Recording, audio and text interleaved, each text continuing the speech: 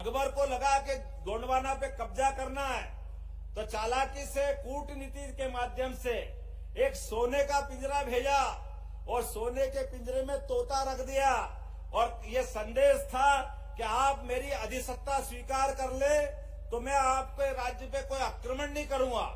लेकिन रानी दुर्गावती उन्होंने अपना जीवन का प्रत्येक क्षण देशभक्ति के लिए जिया है, इसलिए उन्होंने संकल्प किया कि अकबर तुम कितने भी ताकतवर क्यों नहीं हो, लेकिन भारत की नारियों को डरा नहीं सकते, दबा नहीं सकते, उनकी देशभक्ति पे प्रश्न नहीं खड़ा कर सकते। उन्होंने भी सोने का अपना थाल बनाया और सोने के थाल में एक हथियार भेजा। उन्होंने कहा ये नारिया इस हथियार की प्रतीक है, ये मर जाएगी लेकिन तेरे आगे झुकेगी नहीं।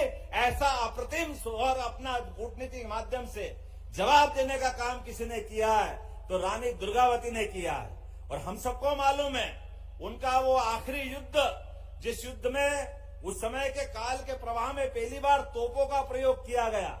उसके पहले तोप नहीं थी, लेकिन उस समय हाथियों से, घोड़ों से, तमाम प्रकार के युद्ध के सेना के सेनानायक अलग अलग प्रकार से युद्ध लड़ते हैं। लेकिन अकबर की सेना ने पहली बार तोप का प्रयोग करके उस युद्ध में अलग से कूटनीति करते हुए छल किया था और छल का परिणाम रहा कि रानी दुर्गावती के लिए वो युद्ध का एक तरह से बहुत चुनौती वाला दिन था।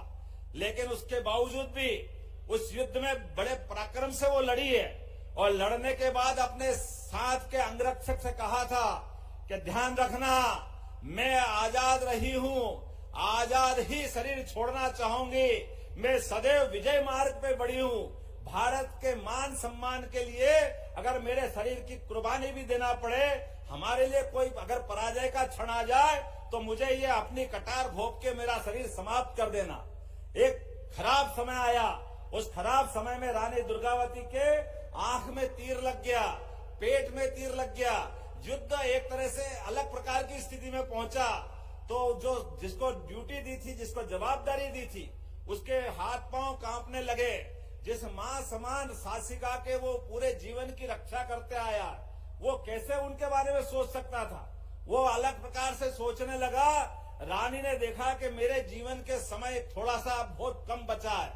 वो ललकारते हुए सैनिक से बोली, तेरे को क्या जवाबदारी दी थी, चल तेरे को जो काम करना कर। लेकिन वो अगर डरा और वो कर नहीं पाया तो उससे कटार छीनी और अपने शरीर में घोंप करके परमात्मा के यहाँ चली गई, लेकिन भारत माँ को लज्जित नहीं होने दिया। ऐसी परम प्रतापी शासिका रानी दुर्गावती, उनका जीवन प्रत्येक क्षण हम के लिए, हमारे लिए सम्मान का है।